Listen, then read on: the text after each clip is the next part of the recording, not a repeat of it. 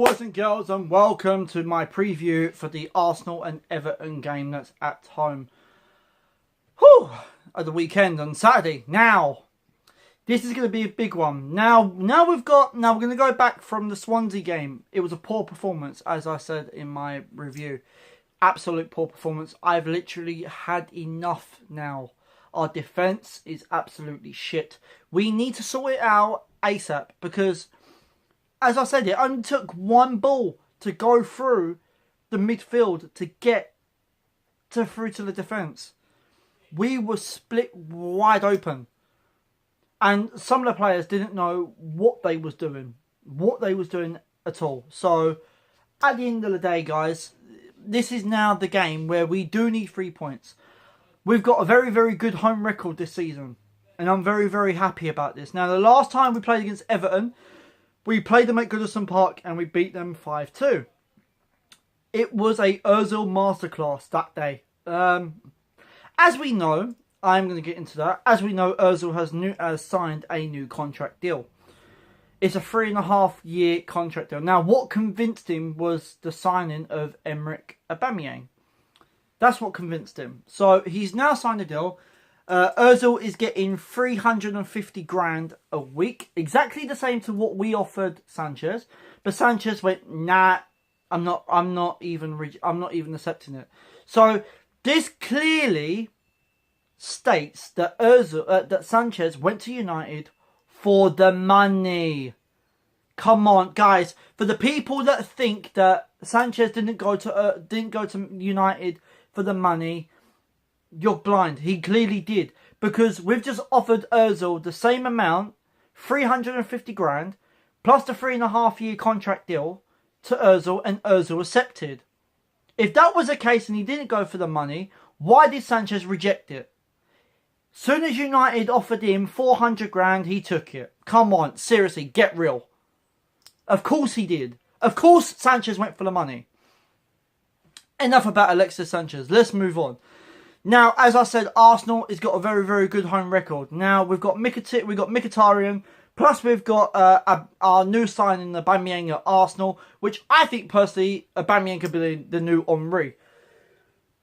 Now, going into the lineup that played against Swansea, I thought every player was absolutely poor. They didn't know what they was doing. Bellerin still can't cross a ball to save his life. Lacazette, he didn't have that much service to convert any goals. Okay? You get Arsenal fans that are saying that Lacazette is slow. As I said, he's not slow. He's got more of the pace of your Aguero. But the only thing is with Lacazette, he's had poor service. That's his problem. He's had poor service. Now Aubameyang is in the team. This is where the service could be a lot better. Let's put it that way. Now, my 1 to 11 for this game is going to be our best starting 11 possible. I've made a few changes. I've dropped Granit Xhaka out of the team. I've dropped Cech out of the team. I've took Iwobi out of the team. Who else have I took? I've took El Neni out of the team. This is where I think Arsenal should go with a 4 at the back. Because now we can play with 2 strikers up front. As we've got Aubameyang and we've got Lacazette. If they still want to play with just the 1 striker up front and still have Aubameyang on the team, then this is where we need to play 4 at the back. We need to go with a 4-2-3-1 lineup. This is where we need to play 4 at the back. So, I'm going to get into my 1 to 11. In goal is David Ospina. Ospina for me goes in goal. Cech for me was poor at Swansea. There was one thing that really thought, no, that's it, he's got to be dropped. Was for when, I think it was either Mustafi or Koscielny passed it to Cech. He went to boot it and miskicked it, and then Swansea scored. For me, I reckon Cech has now passed it. He now needs to be dropped, and I think this is where we need to play Ospina. And also, this is where I think Arsenal should go and get another goalkeeper within summer. So, David Ospina, you get a chance. You get a chance. In terms of my right back, is going to be my back four. At the right back position is going to be Hectic Bellerin. Bellerin, I've got to choose him because we don't have no other bloody choice but to put him in that position. Because there's Debuchy is clearly not challenging him for that position. Even though Debuchy has had some good games. But it also looks like Debuchy is also on his way out of the club. I reckon personally why he's at the club, we might as well give him a chance, to be honest. Because Bellerin still can't cross the ball. But we'll go with what? We'll go with that. We'll go with Bellerin. We need to have our strongest lineup. So we'll go with Bellerin.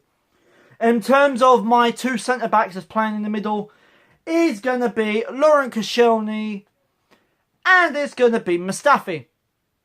I would have chose Monreal for this game, but I think I'll give him a rest for this one. Because I would like to save him for the Tottenham game that's up next, which is the Carabao Cup. The reason why I've Laurent Koscielny, I simply because I actually think that Rob Holding, he'll probably get picked for the Carabao Cup, no doubt. I reckon that Callum Chambers will probably get picked for the Carabao Cup as well. Possibility. This is Arsene Wenger we are talking about here, so I don't reckon Koscielny will get picked. Only problem that's let Koscielny down is his Achilles injury. That's what's letting him down right now. He hasn't been right since then. Mustafi, yeah, he had a really poor game at Swansea the other night. But, you know, we just got to go with our strongest lineup. So, Mustafi, yeah. Playing in that left-back position is going to be Sead Koležník. For me, Koležník needs to start. Why is he not starting? But I think this is where people would have chosen Monreal. This is where people would choose Monreal over Koležník. But I would personally want to save Monreal for the Tottenham game. So, because I really want us to win the final. So, yeah, I would probably go. I'm going to go with Sead Koležník in this position for this game. And also, he played well at Everton the last time we played him. So, yeah, Sead Koležník. In terms of my two defensive midfielders, I've gone with Aaron Ramsey because I thought he played well. And give him a chance. Xhaka, you need to be dropped, mate. So, bye-bye. See you later. Ramsey's coming in. And playing alongside Ramsey is going to be Super Jack Wilshere, who I think needs to be captain. Please, Wenger, please put him as captain because it's really annoying. He's been at the club. He knows what Arsenal is about. He knows what the North London's all about. He knows about the badge. He's been with us ever since the academy team, for Christ's sake. He needs to be put as captain, please. And Jack Wilshere needs to be called up for England for the World Cup. He needs to. It's pretty plain and simple. So we'll go with Jack Wilshere. Now, this is where I've changed it. I've gone with three. Now playing on the right wing and the left wing. The right wing back is going to be Mkhitaryan. I'm very happy the way Mkhitaryan played at Swansea when he came on. I was very, very happy the way he played with his cute little 1-2 passes. Some of the crosses he played when no one was on the end of it, as per usual. But yeah, Mkhitaryan, I'm happy with him. So yeah, I'll put him in.